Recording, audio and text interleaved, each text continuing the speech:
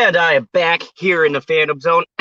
It is the most earth-shaking, groundbreaking, but never media show money-taking, the man, the myth, the legend, the most electrifying villain in YouTube entertainment today, Mr. General Zod. Today I will be doing another live review of Penny Dreadful season. You know what? I'm just gonna call it City of Angels. City of Angels, because really this does not fit chronologically into the seasons of Penny Dreadful. Really, I consider 1, 2, 3 their own thing.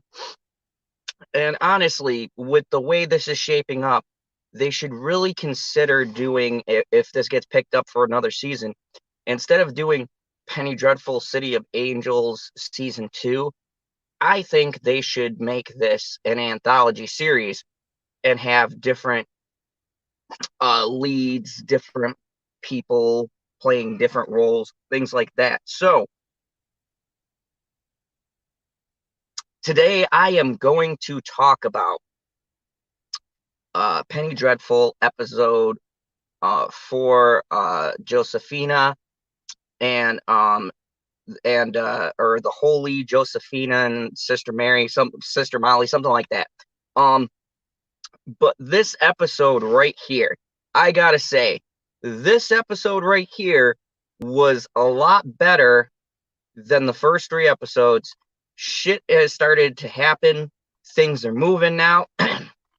And the show is really odd because the stuff that happens in this episode is quite pivotal, quite big. There is a lot of huge character moments and development, but this is not a show that's going for the big flashy explosions.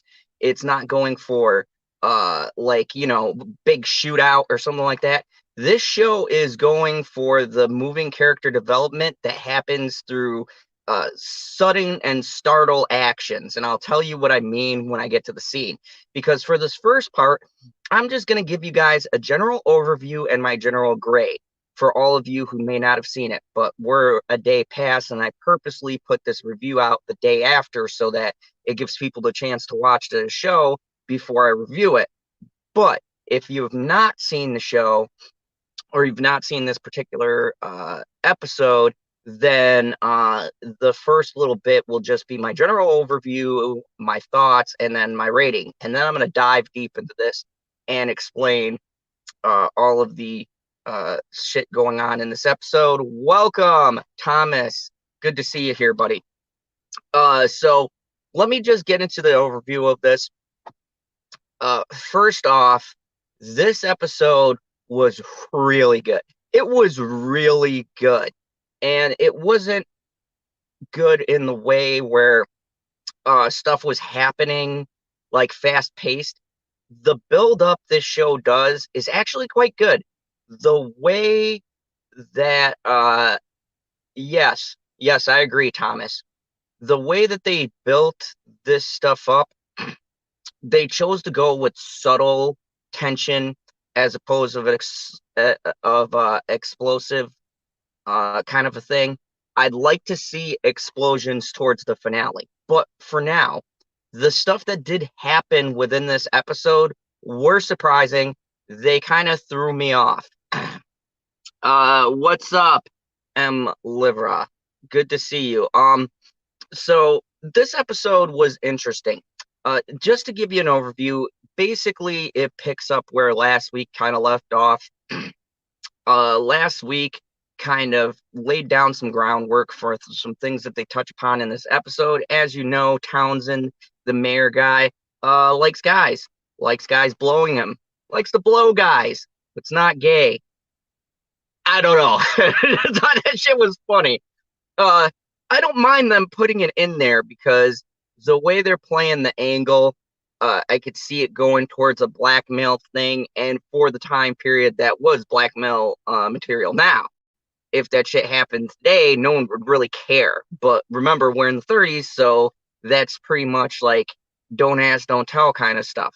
The Nazis decide that they need to get Townsend under control, so Driver Dude apparently is taking one for the team, and him and Townsend are going to go at it. I gotta say, I don't fast forward a lot through episodes, but I did fast forward that scene.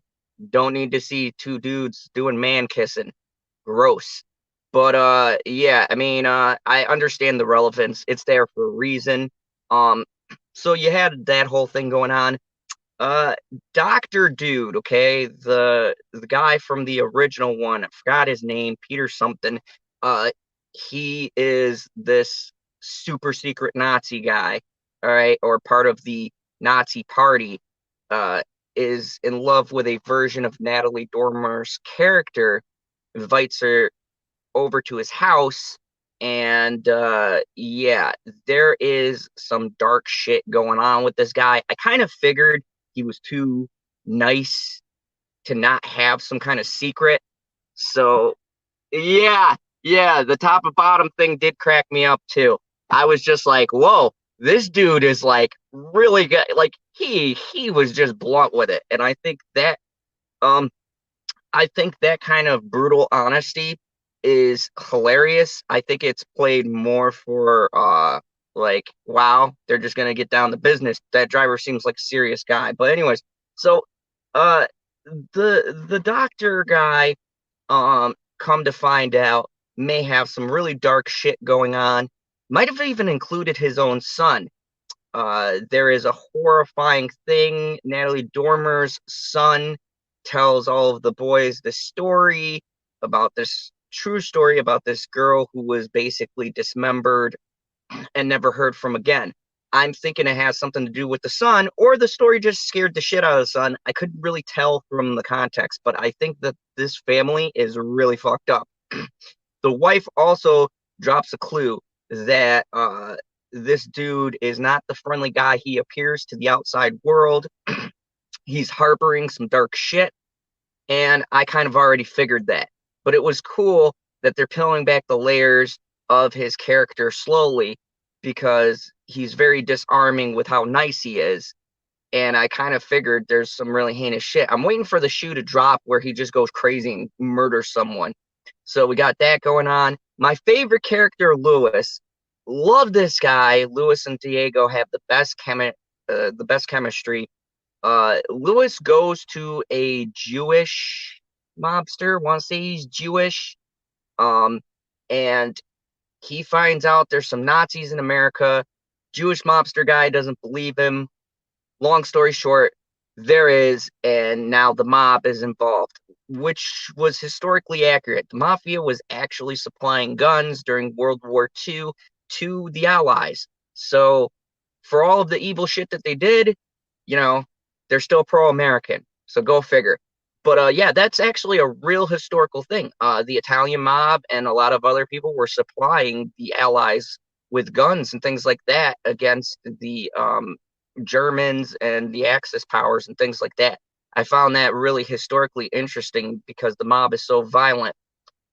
They fought a war to stop the mob in America, but they helped us out during World War II. So, you know, I don't know. Take what you will from that little nugget of knowledge, but I think that it's really cool that the show is pointing out some of these things in history, and it's not twisting and obscuring the truth.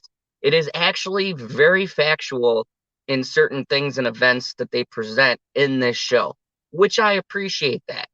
I don't at any point feel that there's a lot of agenda pushing within this show. You know, they got their remarks here and there. They pick the whitest bad guys. I mean, there's some things to be said, maybe in relation to what we're going on now, but for the most part, this show is pretty fair and down the middle. So, anyways, Mateo is in that gang now. He gets fed up. Him and Tiago have a huge blowout argument. He goes with the gang. Some shit goes down that really pushes his story along. And then we find out that also too, another reason why uh, Santa Morta doesn't like humans starts out, you saw by my thumbnail, little girl gets shot during this big shootout between, I'm guessing, mobsters trying to hide, and then they come and they shoot up these other guys, and this little girl and her family get caught in the crossfires. The angel of death comes, picks her up in her arms, carries her away. And I like the angel of look, Santa Morta to me right now is the most intriguing character for the fact of I know just enough that she doesn't like people and she seems to be caught in all these horrible things that people do. And the actress is really good who plays her. She has this look of just pain and sorrow and hopelessness every single time you see her on camera. And the actress does a really good job because she's got a bunch of makeup and shit on and this crown thing. And first off, the character design is very good. And the way the actress conveys this just ongoing sadness. Like you really want to give her character a hug. She's so fucking depressed and so sad looking that I just want to reach in the screen and hug this character. And, clearly is just in this like this is my job kind of a thing, and really hating the way humanity seems to come up with ways and things to kill itself. And I can get behind that theory. I like that perspective of showing the angel of death not just as this being who comes and takes people as they die, but to see from their perspective of why they do what they do and how they feel exactly about harvesting souls. And she's comes off at this point of just not giving a shit anymore and just being there, getting people and going about her business. Whereas Magda seems more infuriated and more proactive in this humanity problem and sowing the seeds of distrust and doubt and playing some major, really big things this episode that kind of are starting to come to a head. And it was just really good. So overall, what would I say? This episode to me was a little bit above a 7. I gave the last 3 episodes about a 7.5. I give this almost an 8. I mean, I really waffled between like 8 and like a 7.8, somewhere in there. So just split it to about a 7.9, close to an 8. This was above the other episodes. I really liked the fact that we're moving right along. We saw some good character progressions. There were just a few little things that got me here and there that I thought still dragged the episode a bit. But overall, this episode moved along quite nicely. There was a lot of different character development, good moments, and overall, I was very intrigued. I also found it interesting that the show is choosing not so much to end on cliffhangers. It ends once again very mild. There's no real big like moment that makes you go, "Oh my God, I got to tune in for next week," except for one scene, which I'll get into because it's spoiler as fuck. And so my general overview is just that it was a good episode. I liked it. I rated about a 7.9. Definitely worth a check out. And when you watch it 1, 2, 3, and 4, as I did, there's more of a flow now. It's I see where the story is going. I was worried about them introducing so many characters, but I see the reasons, and characters are starting to connect and cross and intersect. It kind of ends with Josefina, who's from this Hispanic family, and if you guys are Hispanic, we lean towards Catholic. However, she comes to this Christian church and sees Sister Mally talking and is taken by this lady given something that happens to her early in the episode. And I thought that that's interesting way because Sister Molly also likes Tiago, and now Tiaga's sister is interested in church. So I foresee that this shit is all going to end very poorly. And I think that it'll be interesting to see how all these worlds collide, because Tiago is a cop first and foremost. That church is under suspicion for these murders that happen at the beginning of the episode, but they're not really dealing with that right now. But, by the end of this, they got to swing it back around. Normally, out of 12 episodes, your episode 6 would be where what they call the midpoint of the season. So I'm thinking 6, a lot of shit is going to happen. But 4, a good majority of it did. I think it's definitely enough to grab your interest, and it makes you say, wow, I want to see next week and see what's going to happen. So anyways, that was my basic review. It's about a 7.9. Definitely check it out. I'd watch 1, 2, 3, and 4. Honestly, at this point, if you're coming late in the game about here, I'd wait and just wait for it to release as a whole and watch it all together, because I feel like watching this show and every episode together gives you a greater sense of the story. Because me going episode by episode, it was confusing as shit with the first 2 episodes and trying to see. But now that I'm in 4, I got a clearer sense of where the story is going. And it's definitely made me appreciate those first episodes a lot more, because now I know where the story is going and it doesn't feel like a disorganized mess. So far the writing is getting better. Things are picking up. Let's jump into spoilers. So once again, spoiler warning. Right now, this very moment, I will spoil the shit out of this episode. We're going to dive deep, and I'm going to talk to you about some really big key moments in this episode where holy fuck. So let's just dive right into this. And I'm going to do the spoiler by character. And I got to mention the first character to get the most character development in this episode. Holy fuck, Matteo. What the shit? When I saw this part, I did not see this coming, and I was pleasantly surprised. Look, the setup has been slow, and they're not as shocking as the death scenes that they do with Penny Dreadful. But yeah, I'll get to Molly in a second. I'm gonna break this down and kind of go by the character moments I thought were the most shocking. Mateo, most shocking because I did not see that coming, and he killed racist cop McCleary, I think is his name. That guy, let's be real, had it coming this whole show.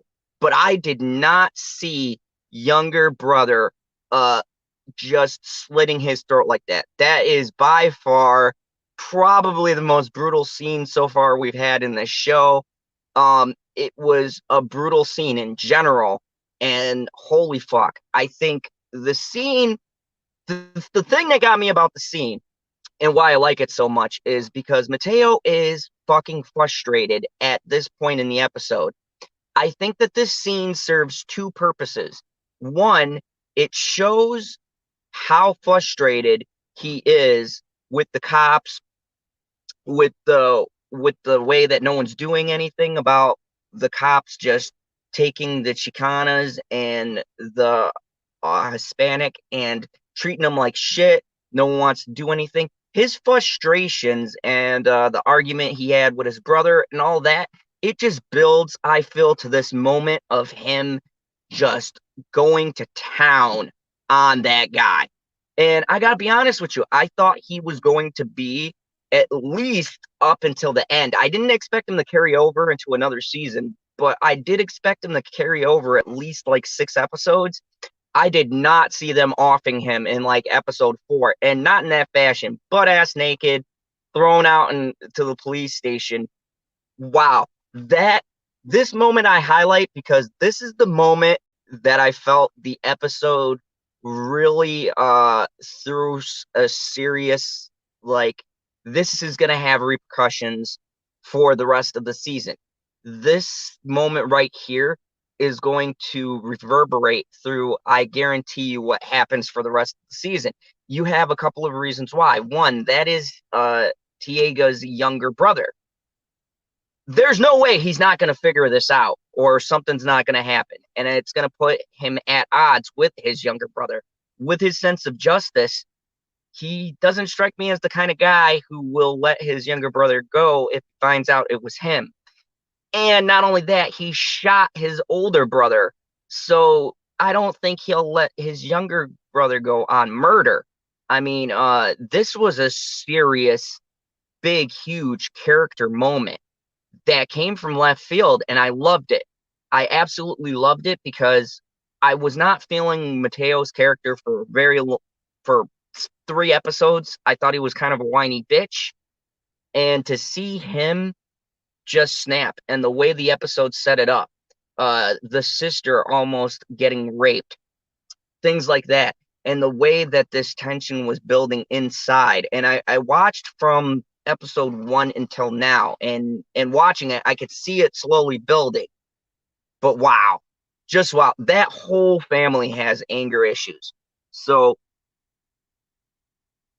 to me, that was the first and most important character I wanted to highlight, because that feels like this is going to have a really big effect going forward in the show about what is going to happen with the family and things like that. And the show seems to be showing a schism within this family due to the choices that are being made.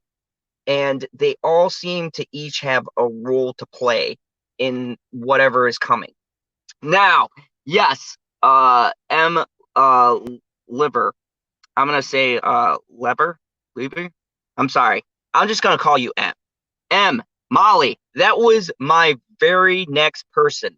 Molly is an intriguing character. Sister Molly was number 2 on my docket for 2 reasons. Sister Molly is dating Tiago, and Sister Molly just had Josefina come and be saved. But there was a part in the sermon, which I was going to bring up, where she went completely off book. And I'm guessing that this might turn into a cult-like thing. I feel like with the way that happened, and everybody seemed to be engaged and feeling what she was saying. And it was also a good show of the way religious fanaticism is born. And it was really creepy and a very powerful scene. Like, she's like, you will all be saved. And I felt in that moment that almost something was controlling her. I don't know. It didn't feel like she naturally deviated off script. It felt as if there was a third thing in play here that we're not aware of, or she is going to have some kind of role now in what's coming. Um, it felt like she's breaking apart. She's juggling too much shit. And I think that this is all going to come to a head. She clearly wants to date Tiago. She can't. There, Chicano, white ass white girl. Church, not church. Faith, his faith is on the rock. They have a very good dynamic. I like that whole episode that was dedicated to showing them having like the perfect day, because this episode then has more meaning to what happens and how she's like, we can't go through with this realistically. We can only be friends. I've got responsibilities. You got responsibilities. Now her church is under investigation, so he's got to keep these two worlds separate. This story I really like. Now, at times I felt like it was a little over the top, especially the episode they dedicated to him with the music and everything was very like 30s love story, like very hammy and cheesy. I think purposefully done. But this right here, Sister Molly was the second most important character development for me in this episode because of the fact that she connects to Josefina, which connects the family again to this plot. And when you get to this episode, and why I said this episode felt pivotal is because all of these stories are starting to intersect with each other, and people who seemed distant in the beginning are all starting to crisscross and intersect into each other's worlds. And I gotta say, it's very clever writing. I see what he's going for. I see what he's trying to do by the end of this season, and it's going to depend on execution whether or not all these storylines that he's juggling come together cleanly, or if some of it'll get messy. So far, this episode, holy shit, like the Mateo thing was great, and that kind of closed up the Raul police riot, all that, and that showed Mateo's shift to the dark side. This one right here connects Sister Molly deeper into that family. I don't think she knows yet that Josefina is the sister of Tiago, but I think that's all going to come into play.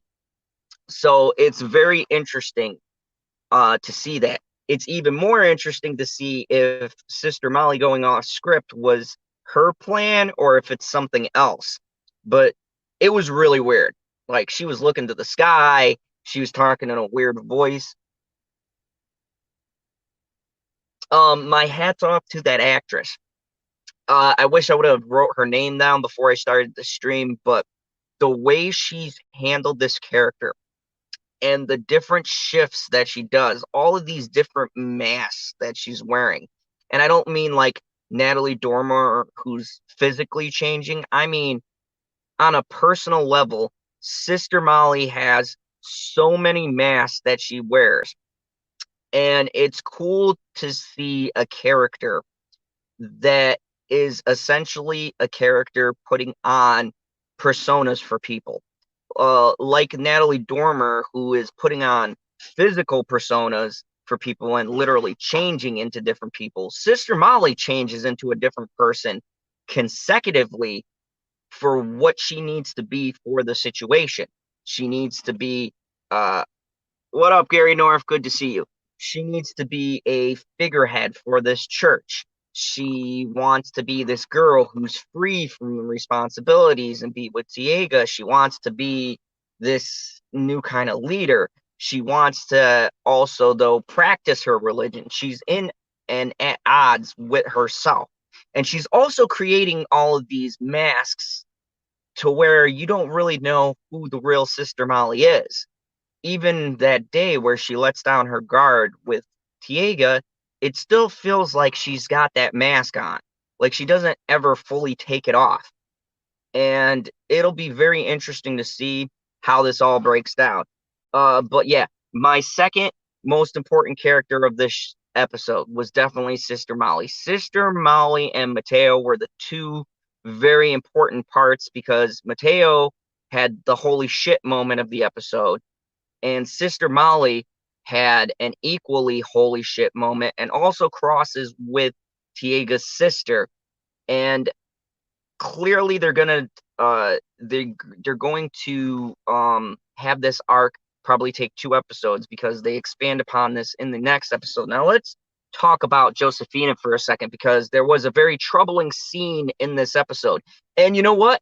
I give Showtime a lot of credit for this shit because I didn't think they'd show this. But I think that thank you. Thank you. I appreciate that Carrie Bashi. Probably butchering that, but yeah, Carrie does a really good job in this episode.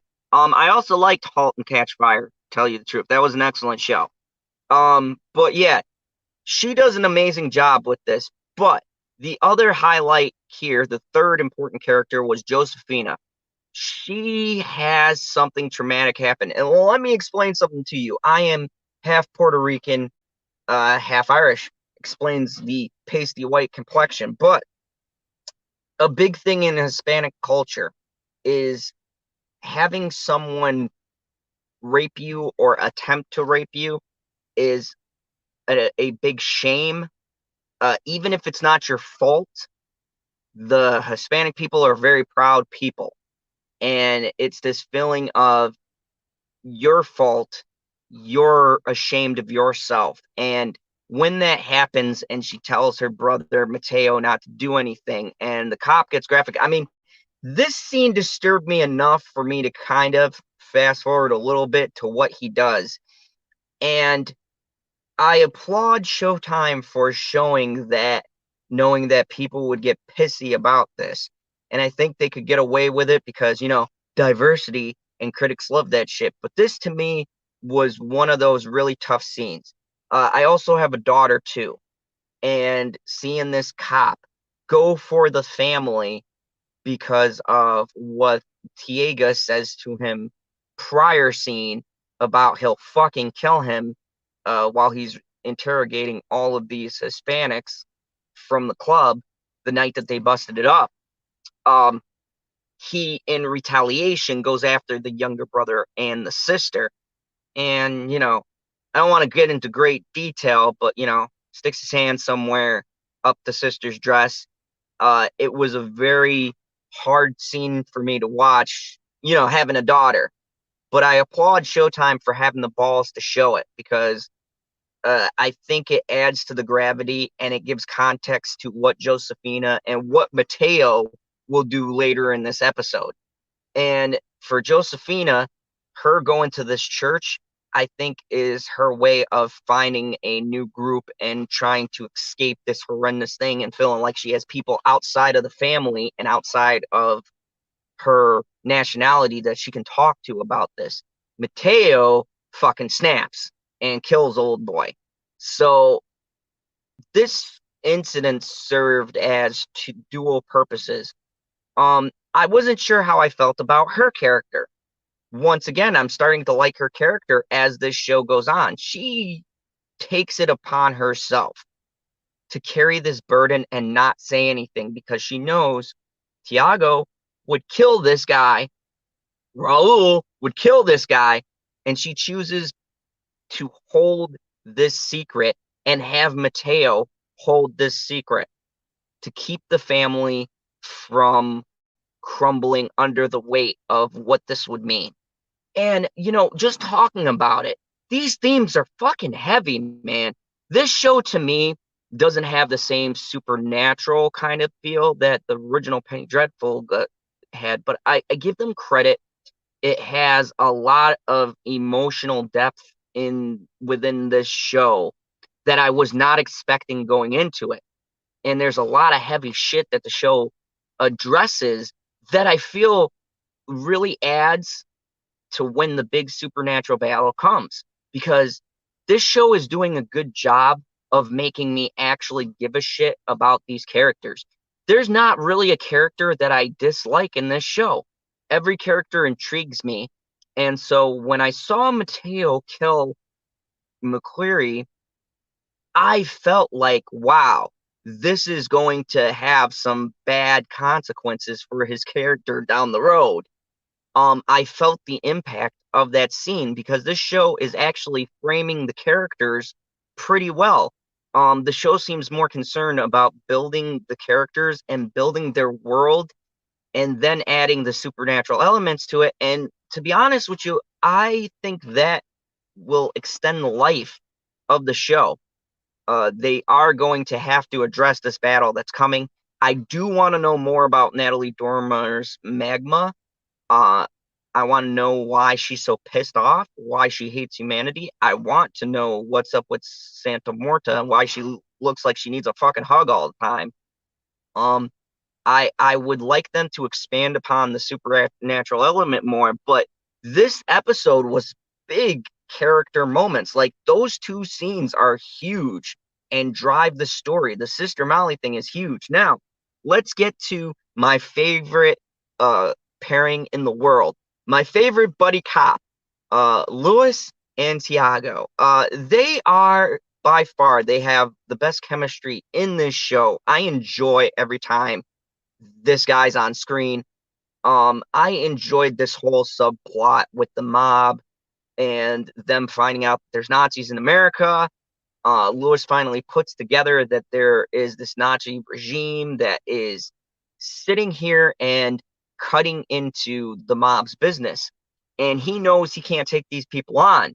So he goes to see the head of this Jewish mob, and he's like, hey, these guys are here. They're in America. They're taking your guns. What are you going to do about this?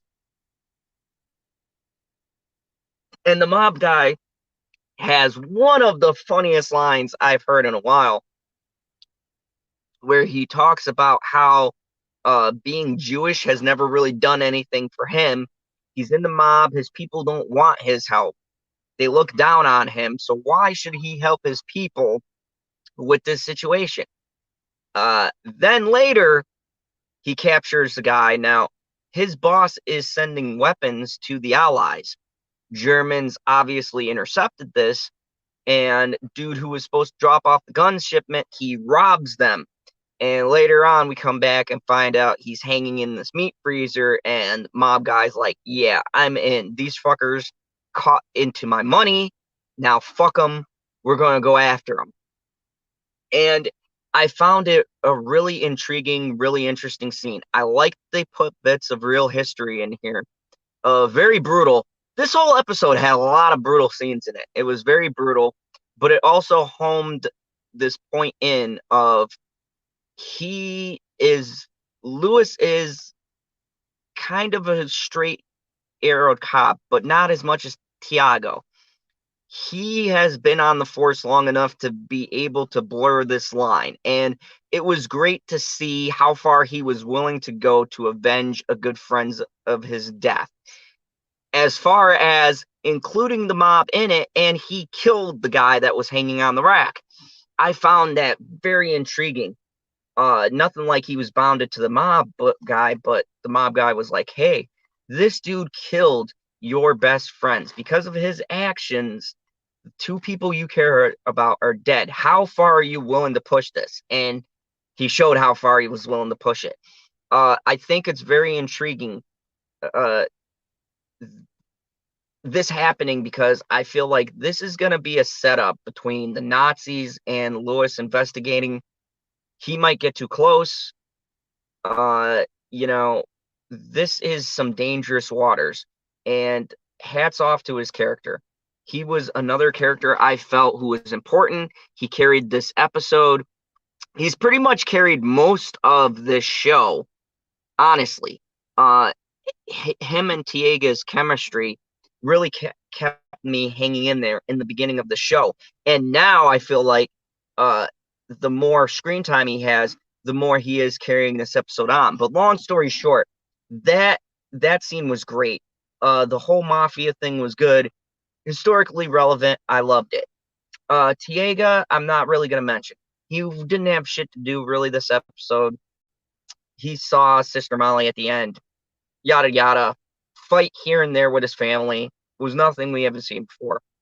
The grandmother, surprisingly, hasn't had much to do these last couple of episodes, so she wasn't really relevant in this episode.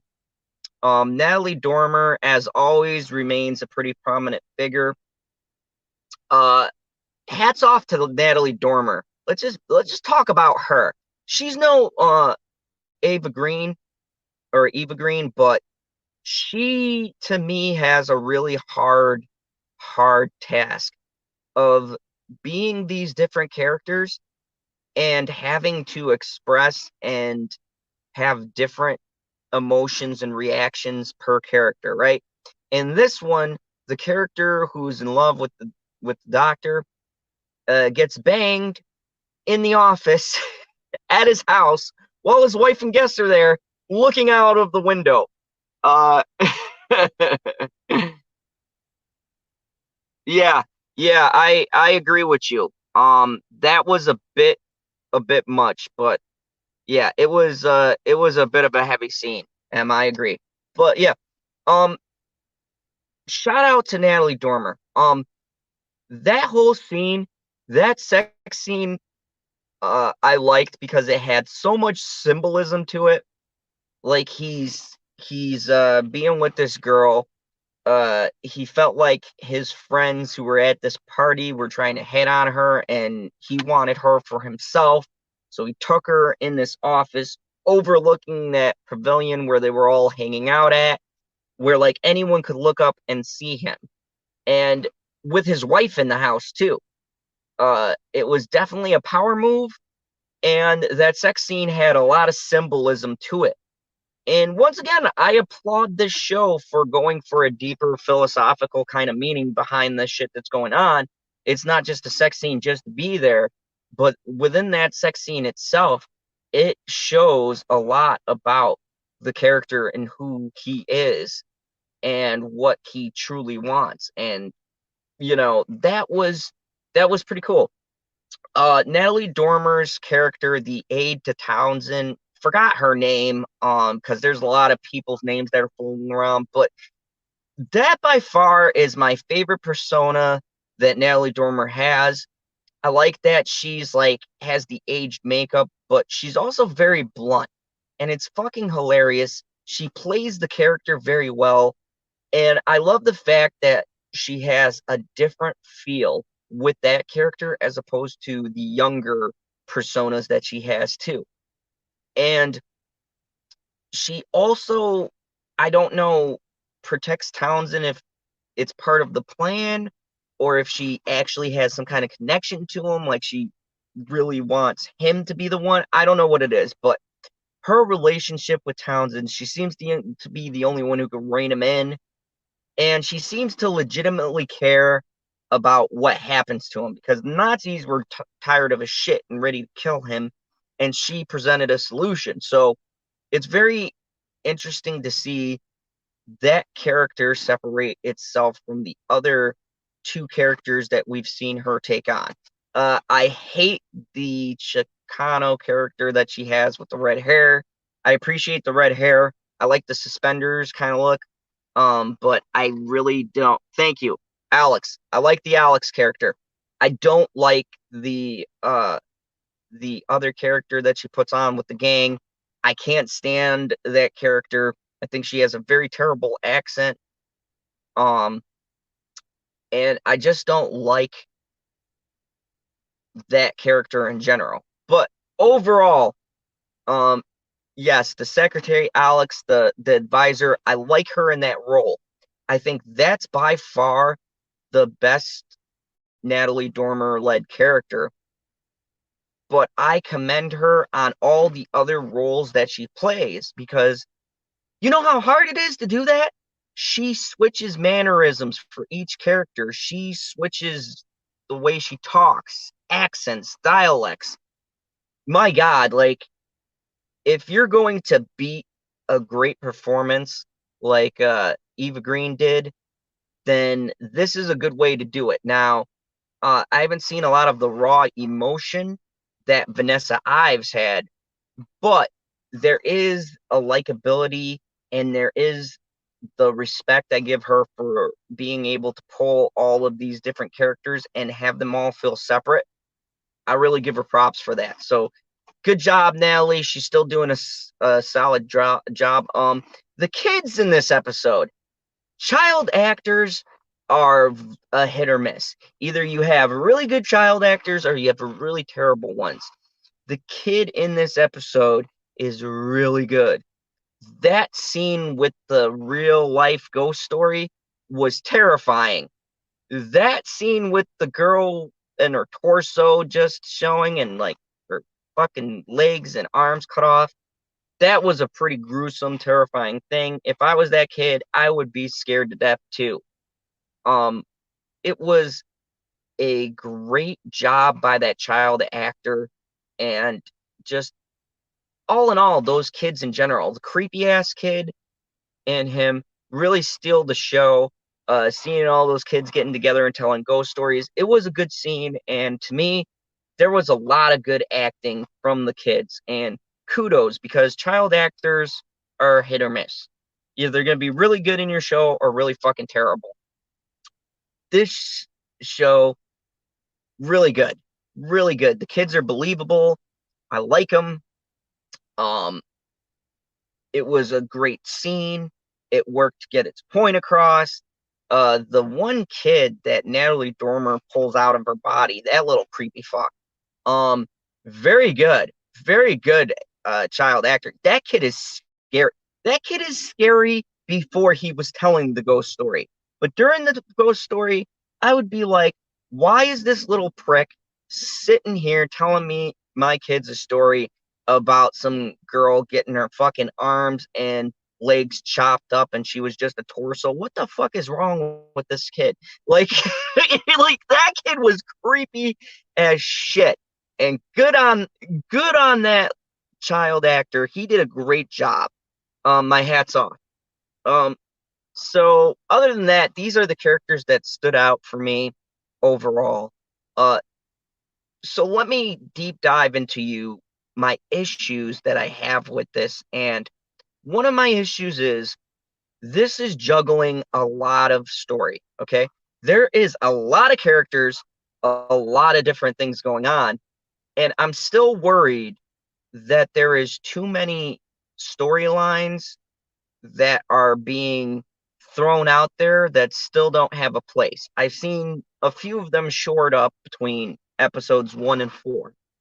But my worry about this is there's a lot of stuff going on. There's a lot of stuff set up, and it can get confusing, especially for people who are not like me, that's going to analyze this and write shit down, and I'm actually following so I can review it for you.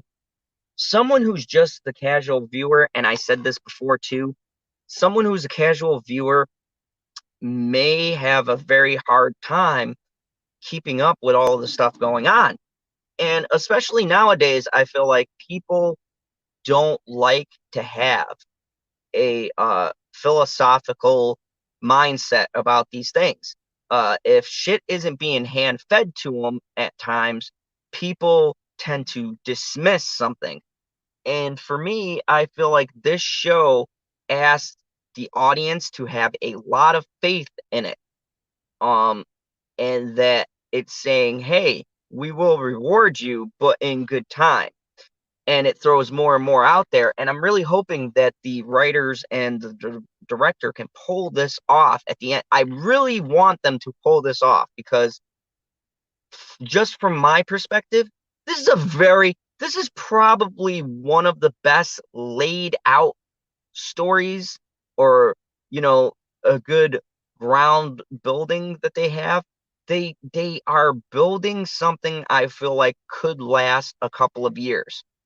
It's all in how they execute it. And look, there was another show that was like this. Back in the day on HBO, one of my favorite shows that came out was a show called Carnival.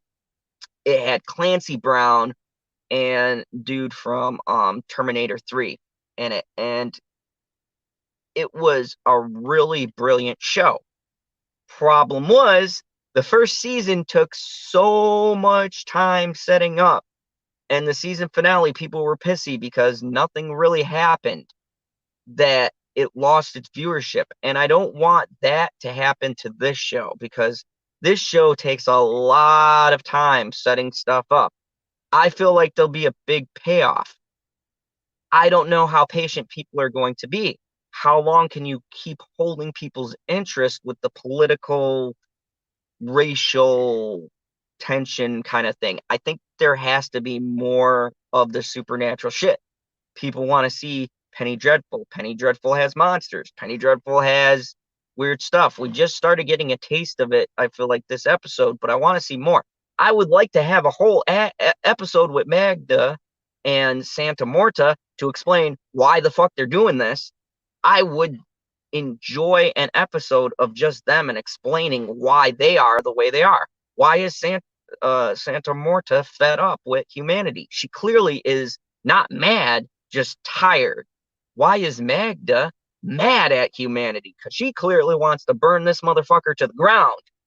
I would like to know these stories, and I feel like they're taking a lot of time getting us there. They're showing us these plans, but we don't know the reasons or the rhyme behind the reason of why this is happening. And I think people need that. 4 episodes in, people need to know what the main villain's goals are, or at the very least, why the main villain is doing what they're doing. And we have gotten absolutely zero fucking context to why Magda is doing any of this. The second episode, I think it was, or maybe the first, she talks about watching man just, start a spark and man will destroy itself. But why? Why is she angry? Why? There's no reason. Santa Morta, for me, is a very interesting character. But why is she sad? Angel of Death. It's in the job description. Why is she clearly loathing doing what she's doing? Why is she tired? Is it because of all of this stuff leading up to World War II? Is it because of what happened in World War I? Has she just seen enough? Does she want this to end? Does she not like her job?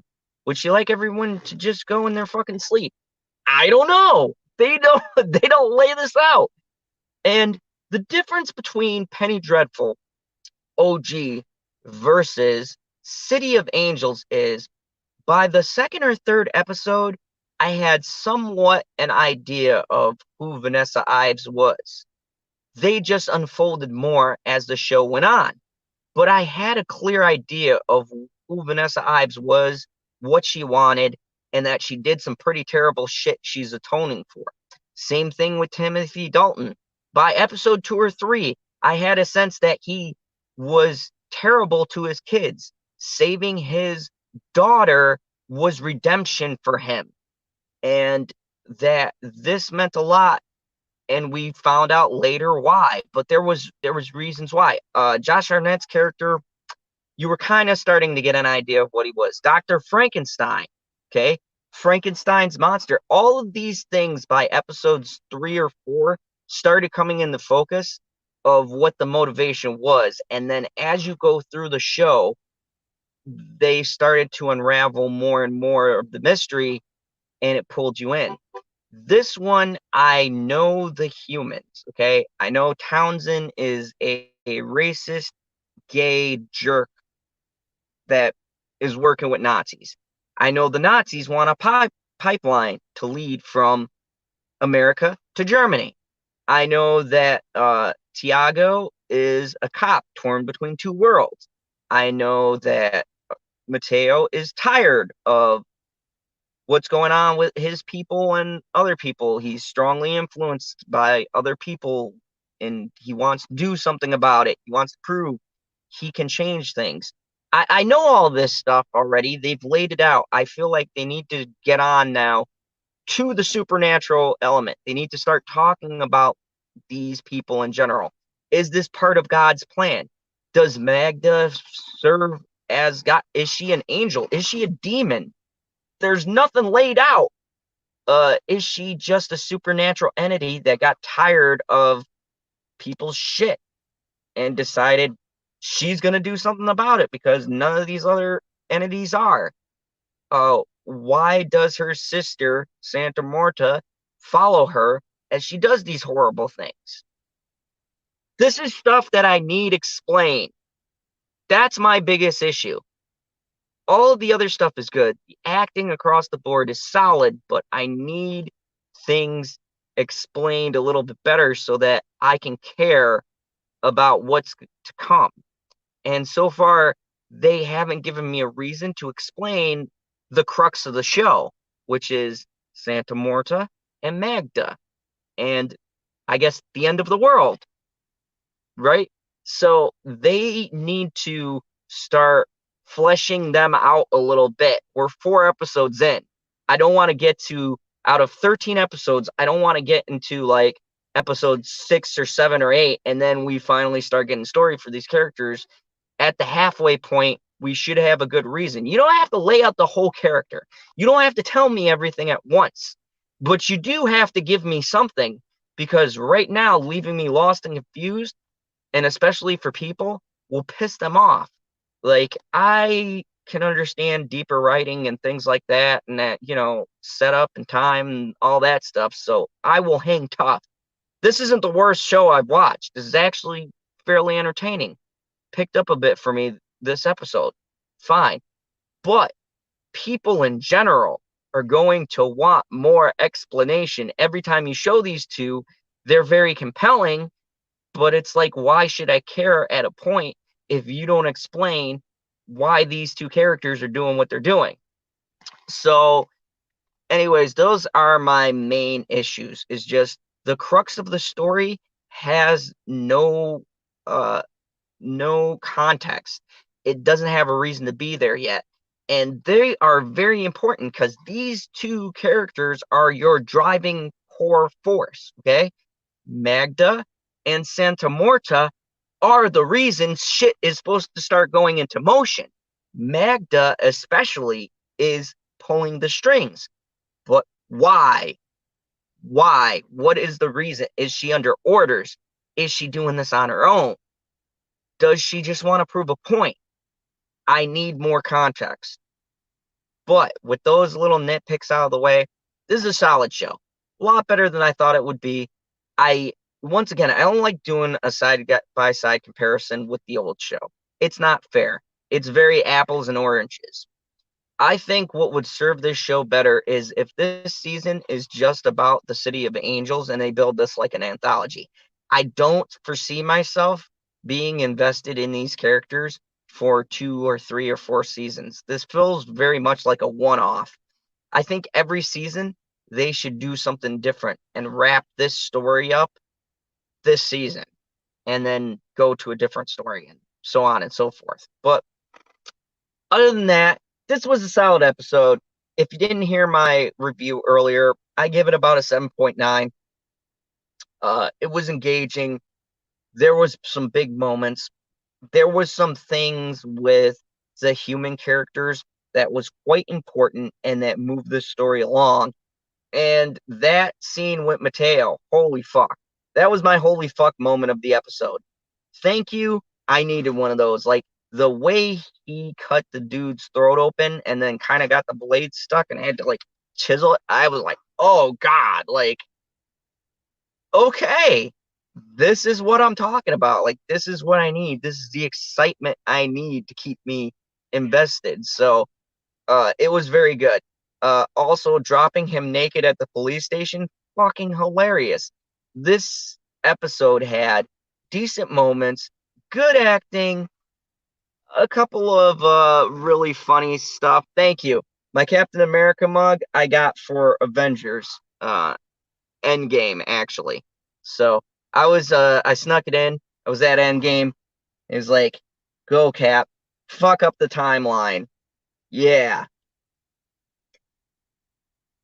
But anyways, that's just my conclusion. Hopefully this long-winded diatribe that you guys have been listening to me talk about has made some sense. And if you're new, hopefully this has kind of swayed you to giving this show a chance. If you've already seen the show, hopefully I brought up some good, clear points and reasons why I feel this show hasn't reached the heights yet.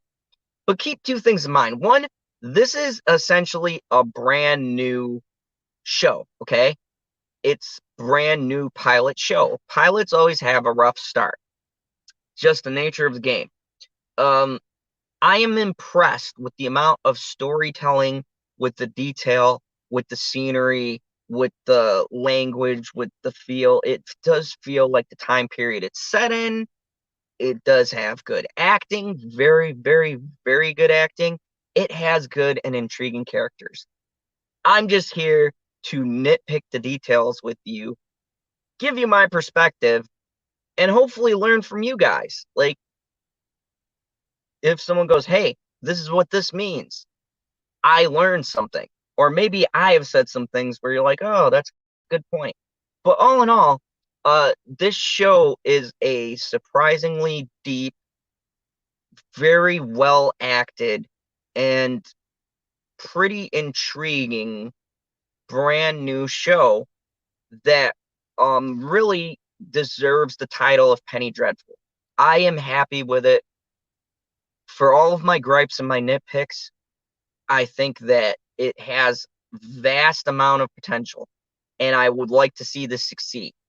I think that it can succeed. I think that it's shown really good promise. So hopefully they keep on unfolding the story in its natural progression. They show, they loosen up or they tighten up story threads and they keep the good momentum going. I think this episode was a great start. Hey, great start on starting to get these story threads to weave together.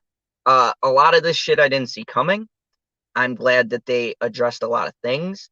I was super happy with what they did with Mateo because he was a whiny bitch. And now I will not think that anymore. I would not say that to his face after this episode. That actor, very good job. He delivered the emotion that I needed in that scene very well. As always, my favorite cop I maintain is Lewis. I love him. I love the actor that plays him. He does a great job as always, has been carrying this show on his back with these two. Great stuff. Brett Spiner, okay, let me talk about him as the police chief. He has such a minute role in this, and yet I enjoy his presence every time he's on screen. Shout out to him.